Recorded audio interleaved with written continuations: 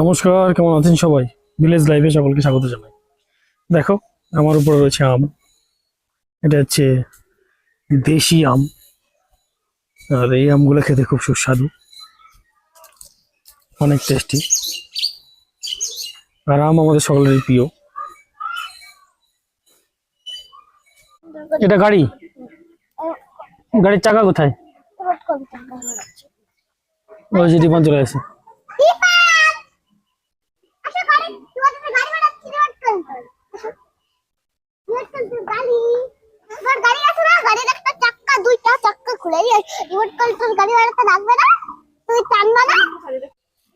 এটা হচ্ছে একটা আমলকি গাছ। এই গাছটার পাতায় সন্ধ্যা হয়নি এখনো, কিন্তু এই আমলকি গাছের পাতাগুলো দেখো কেমন হয়ে গেছে, একদম সেই ছোট হয়ে গেছে। আর একটু পরে একদম বন্ধ হয়ে যাবে। এটা প্রাকৃতির কি নিয়ম ভাবলেই অবাক হয়।